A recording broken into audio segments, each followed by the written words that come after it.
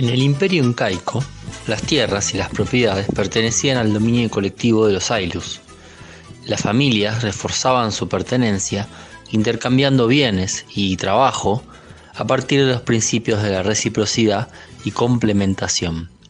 El trabajo comunitario incluía además trabajar en las tierras de cada unidad doméstica, trabajar en las tierras del Inca y del templo y además de los curacas.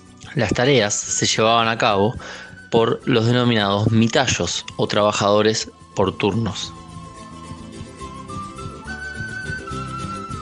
La tradición oral sostenía que ellos habían sido siempre gobernados por una dinastía de descendientes de Inti, el dios Sol.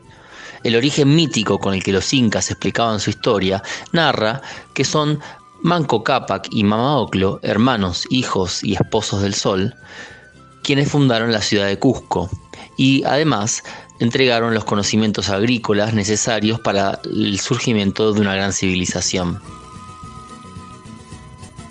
A lo largo del siglo XIV, los centros urbanos de la Sierra de los Andes centrales se consolidaron mediante coaliciones militares. Entre ellos destacaban los quechuas, los canchas, los canas, los cachis, los collas y los lupacas. Así fue hasta que el Zopa Inca Pachacútec inició la expansión incaica más allá de las fronteras. Conquistó los reinos Chimu, de Quito, y por el sur conquistó hasta llegar al Valle de Nazca, imponiendo su dominio sobre un territorio complejo de sociedades diversas y trasladando a grupos conflictivos lejos de sus regiones de origen, a lugares más estratégicos para los fines del imperio.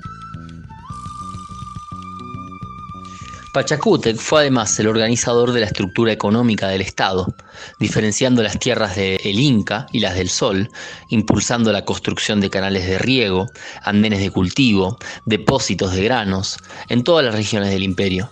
Conectó todas las ciudades por el Capac Ñam o Camino del Inca, ampliándolo y edificando en sus tramos cada 30 kilómetros los tambos para el descanso de los viajeros y organizando un sistema de chasquis, mensajeros, que contribuyeron a garantizar las comunicaciones y guardarlas con fines estatales.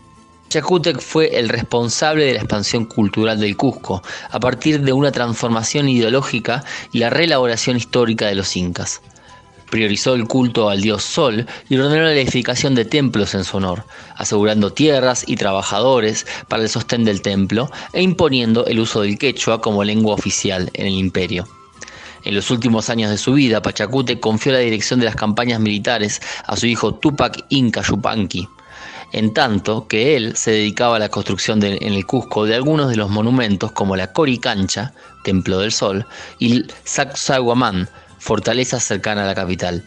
Murió en el año 1471 y su momia fue venerada por su linaje. Túpac Inca Yupanqui continuó la obra de su padre y consolidó el imperio en las fronteras norte y sur, llegando hasta el río Maule, en el actual Chile, en donde encontró la feroz resistencia del pueblo mapuche, quien no pudo ser doblegado por el imperio inca.